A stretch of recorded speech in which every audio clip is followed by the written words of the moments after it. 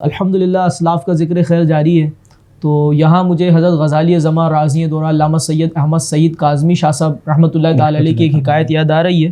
اور غزالی زماں محتاج تعارف نہیں ہے، آپ کا ایک علمی حلقے میں بالکل تعارف ہے، اور آپ ایک قدآور شخصیت اپنے عہد کی بڑا مقام رکھتے ہیں، ہمارے اکابر بزرگوں میں سے ہیں.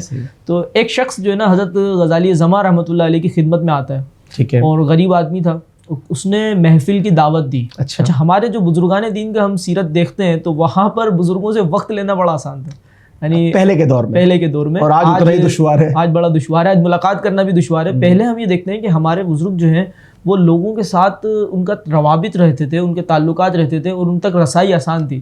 تو وہ شخص حضرت غزالی زماں کی خدمت میں حاضر ہوا، غریب آدمی تھا، اور اس نے محفل میلاد کی دعوت دی جو کہ اس کے گھر میں ہونی تھی. ٹھیک ہے. تو حضرت نے قبول فرما لی، اور مقررہ تاریخ کو جب حضرت اس کے گھر پہنچے تو وہ شخص حضرت کو دوسری منزل پر لے گیا. اچھا. اور اس وقت جس جلسے سے، یعنی وہ جلسہ ہی تھا ظاہر ہے، اور حضرت غزالی زماں نے خطاب کرنا تھا، اتنی بڑی شخصیت جا رہی ہے، تو اس جلسے سے جس سے حضرت غزالی زماں کو خطاب کرنا تھا اس میں کل افراد کی تعداد 5 تھی. یعنی 5 افراد کا اجتماع تھا.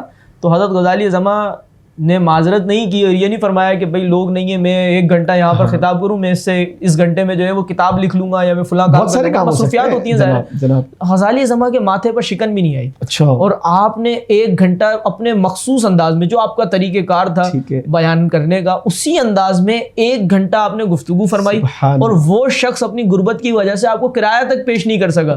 راستے میں جب آپ واپس جا رہے تھے تو آپ اپنے خادم سے فرمانے لگے کہ اگر میں تقریر نہ کرتا تو اس کی کیسی دل شکنی ہوتی، اور اب وہ کتنا خوش تھا. سبحان اللہ. یعنی ہمارے بزرگوں کو دلوں کا کتنا خیال ہوتا تھا، لوگوں کی دلجوئی کا کتنا خیال ہوتا تھا. وہ اپنے متعلقین اور احباب کے دل کی کتنی فکر کیا کرتے تھے کہ کہیں دل نہ ٹوٹ جائے. میں اس پر تھوڑا سا تجزیہ مطلب ناظرین آپ کے ساتھ بھی شیئر کرنا چاہوں گا. دیکھیں یہ ہے بڑوں کا بڑا پن. ایسے ہی ٹھیک ہے نا.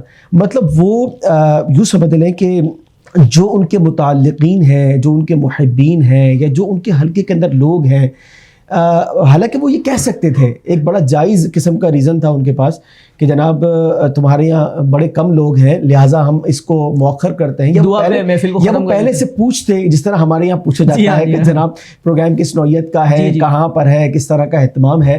لیکن قربان جائیے ان بزرگوں کے، اور یہی وجہ ہے کہ آج اسلام جو ہے وہ ہمارے پاس اس انداز سے پہنچا کہ تھوڑے تھوڑے لوگوں میں، یعنی سینہ بسینہ. اب آپ دیکھیں نا اتنی بڑی شخصیت اور 5 افراد کے اندر جناب آپ خطاب فرما رہے ہیں 1 گھنٹے کا. حالانکہ وہ کوئی معمولی خطاب نہیں تھا، وہ ایک اکابر شخصیت تھی، علمی قداور شخصیت تھی، اور انہوں نے اپنے عمل سے یہ ثابت کیا کہ جناب جب دین کا کام کرنا ہو تو پھر یہ نہیں دیکھا جاتا کہ وہ بظاہر تھوڑا ہے یا زیادہ ہے، وہ اخلاص کے ساتھ کام کیا جاتا ہے. اور اسی کا اثر پھر یہ ہوتا ہے کہ جناب جن کے یہاں جایا جاتا ہے یا جہاں دعوت کی دی جاتی ہے تو وہ دعوت اپنا ایک اثر رکھتی ہے، اور لوگ جو ہے وہ عمل کی طرف راغب ہوتے ہیں. ایک روایت میں آخر میں سنا کر اپنی بات کو مکمل کرتا ہوں. رسول پاک صلی اللہ علیہ وسلم کے فرمان کا خلاصہ یہ ہے، معجم کبیر کی روایت ہے کہ فرائض کے بعد افضل ترین عمل کسی مومن کے دل میں خوشی داخل کرتا ہے.